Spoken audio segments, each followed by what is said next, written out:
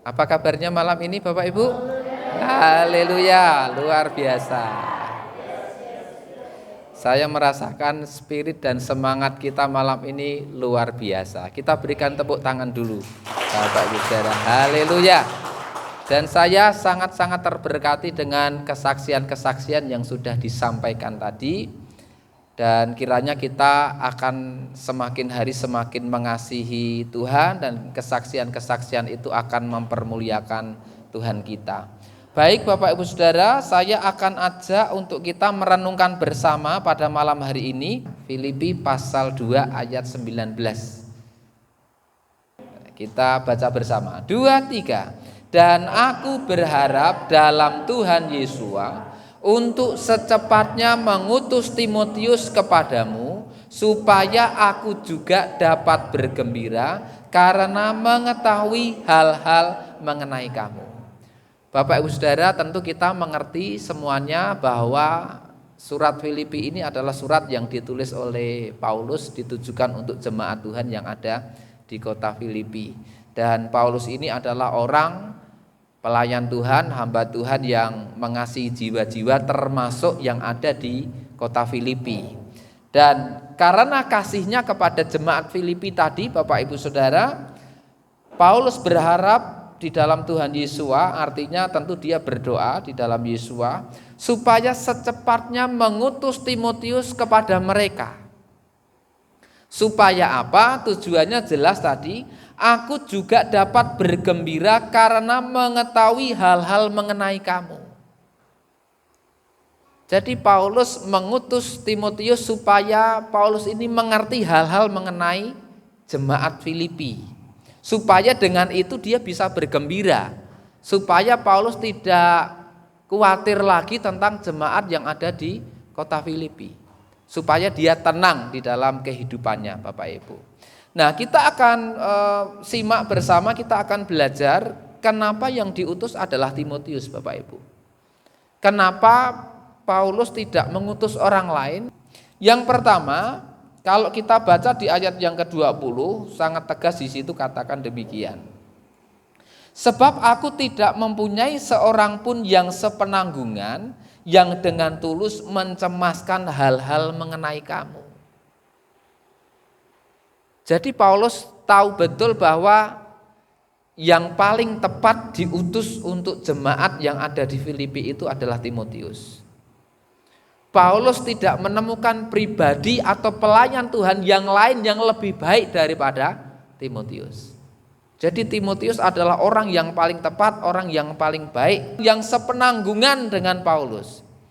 Dan dikatakan tadi, yang dengan tulus mencemaskan hal-hal mengenai kamu. Paulus tahu betul bahwa bukan hanya Timotius ini sepenanggungan dengan Paulus, memiliki hati yang mengasihi jemaat-jemaat termasuk yang ada di Filipi. Tetapi Paulus tahu betul Timotius ini mencemaskan hal-hal mengenai kamu. Nanti kita akan belajar lebih lanjut lagi apa yang dimaksud dengan mencemaskan hal-hal mengenai jemaat Filipi ini. Bukankah kita diminta untuk tidak cemas? Bukankah kita ini diminta untuk tidak khawatir, saudara? Namun kenapa justru Paulus seperti bangga ketika Timotius ini mencemaskan jemaat Filipi, saudara? Lalu ayat yang ke-21, karena semua orang mengejar urusan dirinya sendiri, bukan urusan Hamasiah Yesua. Paulus juga tahu betul bahwa Timotius berbeda dengan pelayan-pelayan yang lain, di mana orang-orang lain dan pelayan-pelayan lain itu yang dikejar adalah urusannya diri sendiri. Tetapi untuk Timotius, Paulus tahu betul yang dikejar oleh Timotius itu adalah urusan Hamasiah Yesua. Bukan urusan dirinya sendiri. Dia bukan orang yang mementingkan dirinya sendiri, tetapi yang dia pentingkan dan utamakan adalah hal-hal yang mengenai Hamasiah Yesua, hal-hal yang mengenai pekerjaan Tuhan. Lalu ayat yang ke-22, namun kamu mengetahui bukti mengenai dirinya bahwa seperti seorang anak kepada ayahnya, dia telah melayani bersamaku bagi Injil. Jadi sepanjang Paulus ini melayani, dia memuridkan dan mendidik Timotius Paulus dikatakan tadi dia ini seperti anak bagiku, dan Paulus sudah seringkali katakan dia anakku yang sah di dalam Yesua HaMasiah. Memang dia dimuridkan, memang dia dididik oleh Paulus untuk melayani Tuhan, melayani pekerjaan dan melayani jiwa-jiwa dengan sungguh-sungguh, dan dalam hal ini Paulus sukses membuat supaya Timotius ini menjadi pelayan yang luar biasa, Bapak Ibu. Saya akan ajak kita untuk lihat tadi bagaimanakah Paulus ini tahu bahwa Timotius mencemaskan hal-hal mengenai jemaat Filipi. Kalau Timotius, Paulus katakan sebagai orang yang mencemaskan hal-hal mengenai jemaat Filipi, artinya Paulus ini punya rasa khawatir, punya rasa cemas, punya rasa was-was kepada jemaat Filipi, saudara. Kira-kira khawatirnya apa ya Bapak Ibu? Kira-kira was-wasnya bagaimana? Jadi dia ini memiliki kepedulian. Timotius memiliki perhatian dan ingin memastikan bahwa jemaat di dalam keadaan yang baik. Jangan sampai jemaat Filipi mengalami keadaan yang tidak baik dalam kehidupan mereka, dalam kerohanian mereka, dalam iman mereka, dalam urusan sehari-hari mereka. Jadi senantiasa takut, senantiasa was-was.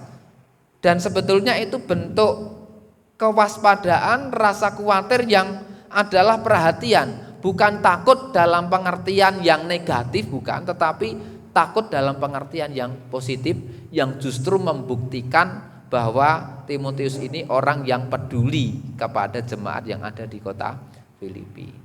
Saya yakin Bapak Ibu Saudara yang punya anak, maka mengasihi anak, dan Bapak Ibu mempedulikan anak, sehingga Bapak Ibu juga ingin memastikan bahwa anak saudara dalam keadaan yang baik. Maka ketika bepergian, sudah saatnya pulang kok tidak pulang-pulang, orang tua cemas apa enggak Bapak Ibu? Pasti cemas, khawatir. Ki wayahe wis bali kok urung bali, ki anakku ning ndi? Sudah saatnya pulang kok anak saya belum pulang, itu kenapa ini?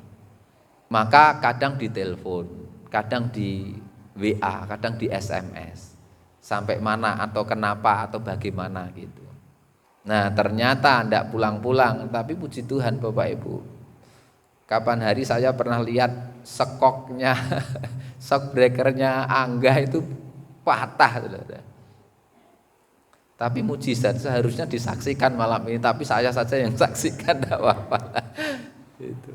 Secara manusiawi lu aneh gitu loh. Itu kan monosok, satu sok begitu. Putus, betul-betul putus. Tapi kok ndak tahu apa saking kesele mbah piye. Kok ndak kerasa dari perjalanan sampai ke rumah, tahu-tahu begitu mau diangkat katanya ya Mbak Kondang ya gitu. Tahu-taunya pagi ya. Oh, pulangnya jam 2 pagi, ketahuannya pagi bangun tidur. Oh, baru mau distandarkan baru tahu itu. Jadi sudah di rumah itu baru tahu, loh ternyata kok sekoknya kok podol, kok setekan ngomah gitu. Itu membuktikan penyertaan dan pemeliharaan Tuhan yang luar biasa. Dan Mbah Yud ya enggak khawatir karena sudah biasa ya, karena memang kadang pulang malam begitu. Dan termasuk enggak telat itu pulang jam 2. Gitu. Tetapi sekali lagi Tuhan menyertai dan melindungi sehingga sekalipun shock breakernya putus pun Angga tetap bisa sampai di rumah dengan baik. Nah, Timotius tadi adalah orang dan pelayan Tuhan yang mencemaskan hal-hal mengenai jemaat yang ada di Filipi, karena memang dia ini mengasihi jemaat Filipi juga, saudara. Untuk mencemaskan hal-hal mengenai jemaat itu bukan hanya tugas dan tanggung jawab gembala dan pengurus gereja. Kita sebagai warga jemaat gereja pemulihan firman Surya Kebenaran Satelit Nalirojo juga harus memiliki hati yang sama seperti yang dimiliki oleh baik Paulus maupun juga Timotius. Kita peduli dengan keberadaan gereja kita. Kita mengasihi keberadaan gereja kita. Kita mencemaskan hal-hal mengenai jemaat yang ada di tempat ini. sebagai bentuk kepedulian dan kasih kita. Karena kita tahu bahwa Tuhan Yesus ingin supaya para muridnya ini menggembalakan jiwa-jiwa. Kita tahu, kita ingat bahwa Tuhan Yesus pernah bertanya kepada Kefa atau Petrus, apakah engkau mengasihi aku? Dan pertanyaan itu sampai 3 kali. Dan Tuhan Yesus katakan, kalau engkau mengasihi aku, gembalakanlah domba-dombaku. Maka ayo Bapak Ibu Saudara, sekali lagi itu bukan hanya menjadi tugas dan tanggung jawab Bapak Gembala dan juga pengurus, tetapi juga tanggung jawab kita bersama. Maka ayo di tahun 2022 ke depan kita akan semakin saling memperhatikan, saling mengasihi satu dengan yang lain. Amin saudara. Karena kita mengasihi Tuhan dan mengasihi sesama kita. Dan luar biasa sudah dipraktekkan betul, bahkan mengasihi musuh pun juga bisa tadi disaksikan oleh Ibu Mujilah, Bapak Ibu. Maka sebagai bentuk kecemasan di antara sesama jemaat, sebagai bentuk perhatian dan kepedulian kepada jemaat, maka tanggung jawab gembala adalah memberikan pengajaran sesuai dengan firman Tuhan, sesuai dengan sabda Tuhan, sesuai dengan apa yang tertulis di kitab suci. Itu tanggung jawab gembala supaya memastikan bahwa jemaat terpelihara dengan baik, supaya mereka mendapatkan makanan rohani yang terbaik, yang benar, bukan hanya baik tetapi yang benar, yang tidak melenceng dari kebenaran sabda Tuhan. Dan bagian jemaat Bapak Ibu adalah mendengarkan dengan sungguh-sungguh. Namun bukan hanya berhenti sampai di situ, kita sendiri pun juga harus membaca kitab suci kita.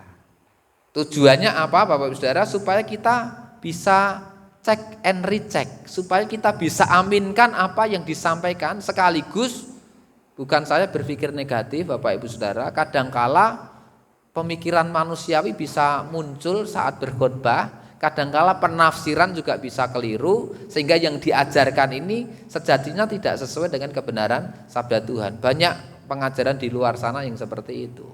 Maka kita perlu belajar kitab suci, apa yang tertulis itulah yang kita jadikan sebagai pedoman, sehingga kita ini tidak gumunan, tidak mudah heran begitu, dan kita tidak mudah diombang-ambingkan angin pengajaran di akhir zaman ini.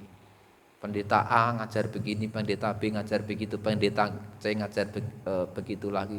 Kok beda-beda, bingung. Lah ben ora bingung apa saudara? Baca kitab suci. Baca HP enggak apa-apa, yang penting ada kitab sucinya di situ untuk cross check kita. Jadi enggak usah bingung. Oh berarti ini enggak ada tertulis di situ. Berarti kayak Pak A keliru kayak ngajarkannya begitu. Nah, ini sebagai wujud bahwa kita saling menggembalakan. Lalu juga yang bisa kita kerjakan adalah kita mendoakan jemaat.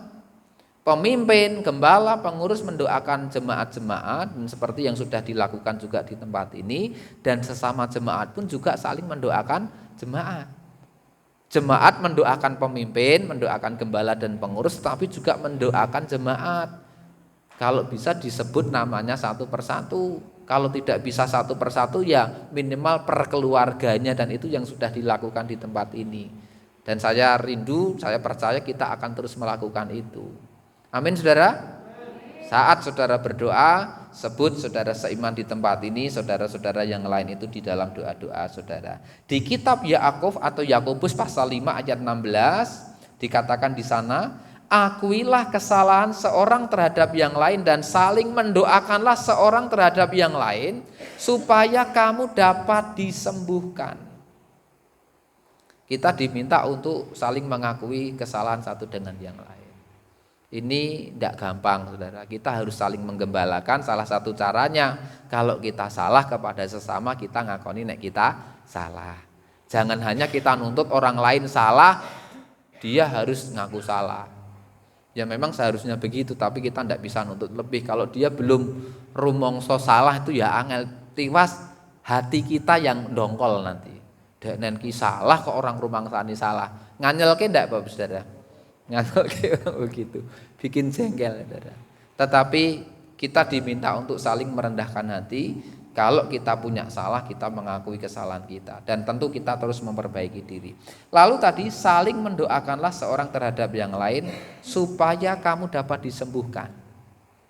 Jadi kadangkala sakit penyakit bisa muncul, sakit hati, kepahitan itu bisa muncul, bisa terjadi oleh karena apa? Satu, kurang saling mendoakan. Yang kedua tadi menyimpan kesalahan seorang akan yang lain, disimpan terus, jengkel, dongkol. Pahit hati itu sumber penyakit. Maka diminta untuk mengampuni, saling mengasihi, mendoakan supaya bisa sembuh, supaya tidak sakit lagi. Doa orang yang benar ketika bekerja memiliki kekuatan yang besar. Lalu sebagai bentuk yang lain bahwa kita ini saling mempedulikan, saling mencemaskan hal-hal mengenai jemaat Bapak Ibu. Ayo kita praktekkan.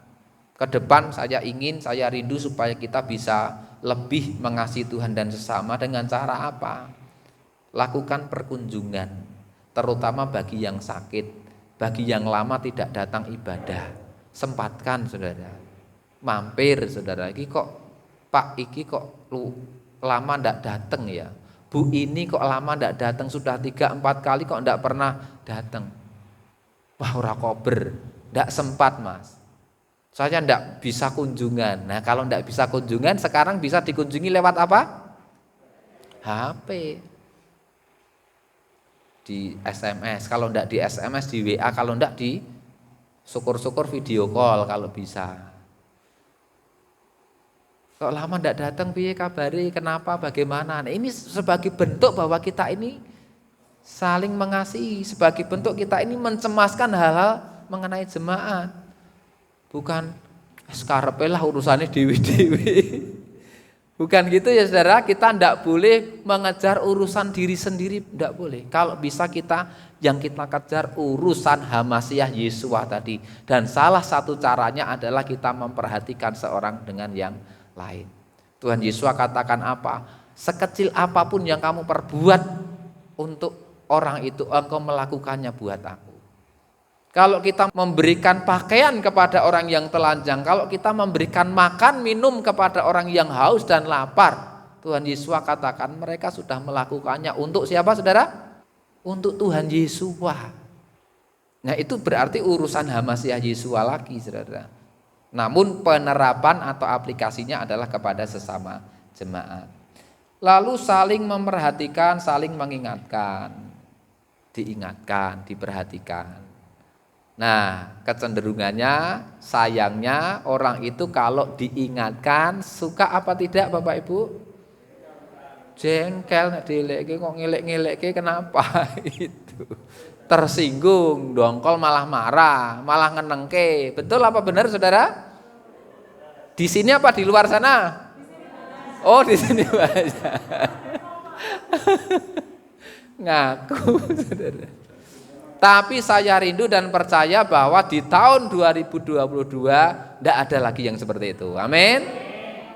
Kalau kita diingatkan, kalau kita diperhatikan, kalau ada orang yang kepo dengan kita, ingin tahu tentang kita, kita harus memahaminya dengan pikiran yang positif. Dia itu mengingatkan saya berarti bukti bahwa dia ini mengasihi saya. Bahkan kalau sampai dia memperhatikan saya dan memarahi saya, sepanjang kita salah kita harus bersyukur. Bersyukurnya kenapa Bapak Ibu? Tuhan pakai orang itu untuk mengingatkan dan memarahi saya.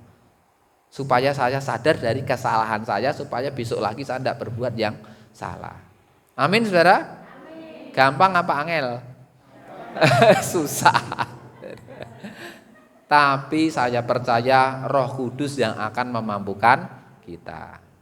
Mbak Mujilah tadi sudah bersaksi, Roh Kudus yang memampukan untuk kita bisa mengasihi orang yang memusuhi dan melukai kita, yang sudah melecehkan kita, dengan praktek yang nyata, dengan mendoakan mereka. Itu betul-betul praktek saudara. Dan kita ayo praktekkan hal yang sama, barangkali mungkin di bidang-bidang yang lain atau dengan cara-cara yang lain.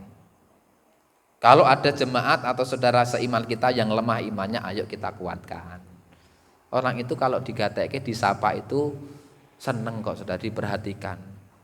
Misalkan menyapa, sudah sarapan belum atau sudah makan apa belum, Jangan lupa sarapan, jangan lupa makan siang. Sesekali kita lakukan itu, orang itu, oh iya itu orang ini perhatian.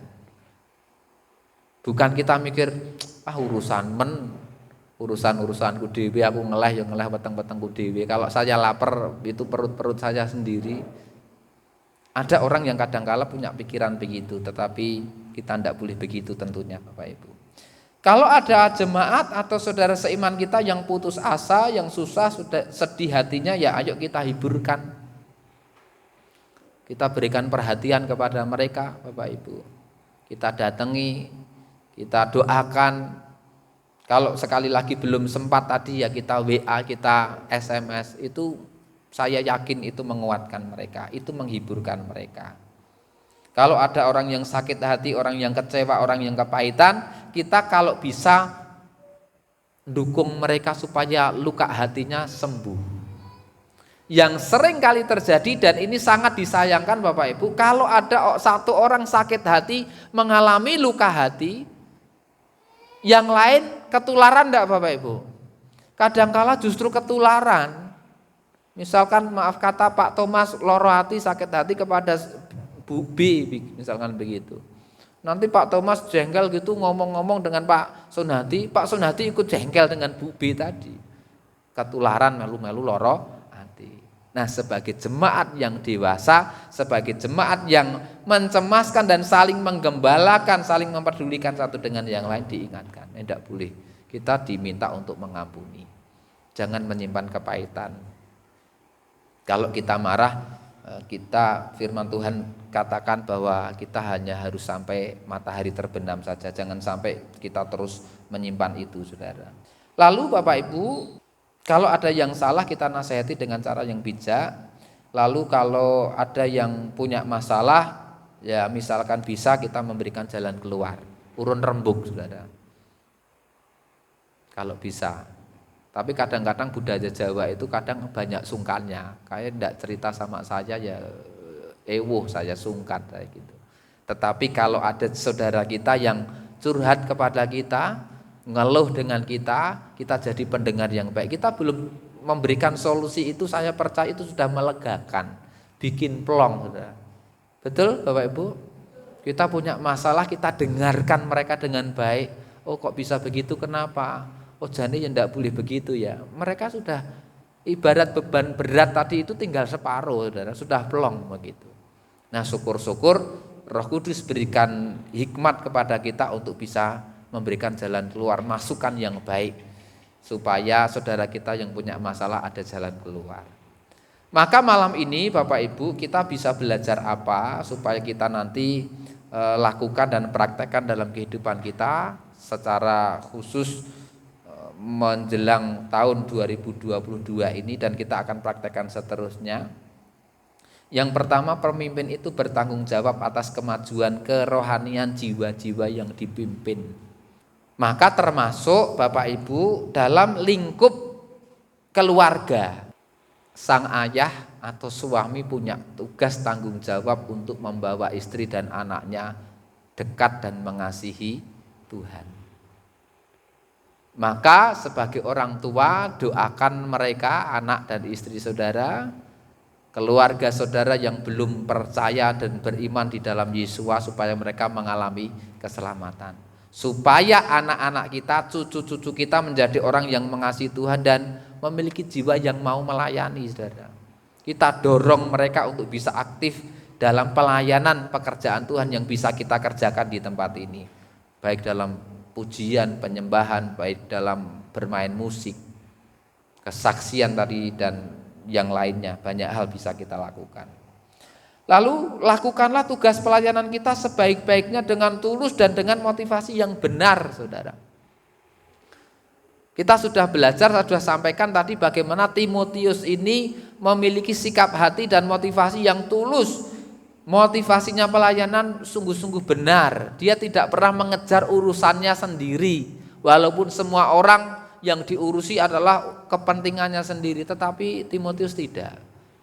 Timotius memiliki hati dan motivasi untuk mau mengurusi urusan Tuhan Yesus Masiah, yaitu melayani jiwa-jiwa, untuk memperhatikan mereka, untuk mencemaskan keadaan mereka supaya bisa dipastikan bahwa mereka dalam keadaan yang baik. Dan kita belajar juga Bapak Ibu Saudara, jadilah orang-orang yang kita ini semakin giat, semakin tulus seperti Timotius tadi, dan saya percaya kita akan dipercaya dan akan diutus untuk tugas-tugas pelayanan yang lebih lagi. Amin Saudara. Bukankah kita ini juga seringkali berdoa, Tuhan pakai saya rindu untuk mempermuliakan namamu, saya rindu dipakai Tuhan untuk bersaksi, saya rindu supaya lewat kehidupan saya namamu dipermuliakan. Bukankah kita berdoa begitu Bapak Ibu? Maka jadilah kita orang yang tulus dan giat seperti Timotius, dan saya percaya akan ada satu saat nanti Tuhan akan utus kita, Tuhan mempercayakan kita untuk tugas-tugas pelayanan tertentu. Lalu kita juga belajar malam ini jangan hanya mencemaskan dan mengurusi urusan-urusan diri kita sendiri, tetapi ayo Bapak Ibu, saya ingatkan sekali lagi, belajarlah untuk kita ini memperhatikan dan memedulikan urusan orang-orang lain, untuk kita mencemaskan jemaat-jemaat yang lain, untuk kemajuan mereka dan untuk kemajuan kita bersama. Amin Bapak Bu. Maka saya bersyukur, saya senang sekali dengan semangat kita yang saya rasakan semakin hari semakin meningkat. Ayo kita pertahankan, bahkan semakin tingkatkan Bapak Ibu. Termasuk saat tadi malam rapat, saya sangat mengapresiasi kita bisa berbicara dengan baik, dan yang lain juga bisa mengikuti yang tidak bisa ikut rapat, dan kita bisa laksanakan acara ini dengan baik juga. Tinggal acara final nanti, yaitu kita selesai dengan doa dan kita ramah tamah makan malam. Barangkali ada banyak yang belum makan ya Bapak Ibu, betul? Apa sudah? Sudah? Sudah, puji Tuhan. Nanti makan lagi. Oh, ada yang sengaja tidak makan. Engkau makan malam di gereja bareng-bareng begitu. Ya itu bagus, tidak apa-apa. Sebentar lagi. Belum selak lapar ya saudara? Masih semangat? Amin. Belum ngantuk? Haleluya, haleluya. Jadi ayo sekali lagi kita belajar untuk tidak hanya mementingkan urusan-urusan diri kita sendiri, tetapi kita ini belajar untuk mempedulikan kemajuan orang lain. Bukan berarti kita ikut campur ya Bapak Saudara. Sekali lagi bukan berarti kita ikut campur. Itu sebagai bentuk kasih dan kepedulian kita, bahwa kita ingin jemaat yang lain juga mengalami kemajuan dalam kehidupan mereka. Bukan hanya dalam kehidupan rohani, bukan hanya dalam kehidupan pelayanan, tetapi juga dalam kehidupan sehari-hari, dalam pekerjaan, studi dan sebagainya. Dan yang terakhir Bapak Ibu, jangan kita suka nuntut orang lain untuk memperhatikan dan mempedulikan kita. Tapi ayo kita malam ini saya ingatkan kita, buktikan bahwa diri kita adalah orang-orang yang dewasa kerohaniannya. Amin. Bukti kedewasaan rohani salah satunya adalah kita ini bisa memperhatikan orang-orang lain. Kita bisa melayani orang-orang lain dalam kehidupan mereka. Ini bukti bahwa kita semakin dewasa. Kalau anak-anak apalagi bayi, mereka masih bisanya dilayani terus, tidak bisa melayani. Tetapi kalau sudah semakin dewasa, dia akan bisa melayani orang-orang lain, baik yang lebih dewasa, terutama yang lebih kanak-kanak, yang lebih bayi-bayi rohani. Maka orang-orang yang dewasa rohani, dia akan bisa untuk melayani mereka. Sekali lagi saya rindu, ayo tahun 2022 ini kita membuktikan diri semakin menjadi orang-orang yang dewasa rohaninya. Kita tidak mengejar urusan diri kita sendiri, tetapi kita belajar peduli dengan orang lain, kita belajar untuk memperhatikan orang lain, karena itulah bukti bahwa kita ini dewasa rohani. Dan Bapak Ibu, jangan kita jadi orang yang gampang mutung, jangan gampang tersinggung. Kalau kita gampang tersinggung, gampang mutung terus, ini sebagai bukti bahwa dewasa apa anak-anak, saudara? Anak-anak tuh gampang mutung ya, saudara. Minta jajan ora dikei orang tua ya nangis, mutung. Tapi beruntungnya nanti sebentar udah baik lagi. Itu hebatnya anak-anak di situ, saudara. Dan saya bersyukur kalau kita menjadi orang-orang yang akan semakin mencemaskan hal-hal mengenai jemaat dan kita peduli dengan kemajuan gereja di tempat ini. Gereja ini berdiri tahun berapa Bapak Ibu? Sejak ada persekutuan itu, ada yang ingat? 97? 97. Ya, kurang lebih tahun itu ya. Saya ikut karena saya waktu itu masih SMA Bapak Ibu. 99 saya lulus SMA. Itu waktu itu kita ada ibadah di sini ya, masih di rumah Pak Ngatiman. Malam-malam saya sampai di sini pulang paling carry sama saya sama Pak Robin waktu itu. Nah, maka kita ingin ada kemajuan-kemajuan yang lebih lagi. Salah satunya yaitu yang sudah kita bicarakan kemarin, mulai tahun depan kita bukan hanya memberikan korban sukarela untuk pembangunan, tetapi kita akan nabung, kita akan memberikan persembahan untuk apa saudara? Alat musik. Beli apa nanti masih enggak tahu, pokoknya kita nabung saja dulu, kita berikan persembahan. Jadi kalau kita merasa Tuhan, aku mengasihi Engkau, aku mengasihi pekerjaan Tuhan di Nalirojo, di gereja yang Tuhan percayakan ada untuk saya melayani, untuk saya dilayani, kita berikan persembahan mulai tahun depan ini. Nanti kita kumpulkan, kita butuh drum, kita butuh keyboard, kita butuh gitar listrik. Amin. Nah, kita nabung, bukan hanya kita doa, tetapi perbuatannya kita memberikan persembahan. Saya percaya niat yang baik itu pasti Tuhan kabulkan. Amin saudara. Dan saya percaya Tuhan juga bisa gerakkan orang lain di luar sana nanti untuk bisa bantu kita di tempat ini. Tetapi sekali lagi yang kita andalkan tetap Bapa Yahweh, bukan orang lain dan bukan kekuatan diri kita sendiri. Demikianlah apa yang saya sampaikan Bapak Saudara, kiranya menjadi berkat bagi kita semua.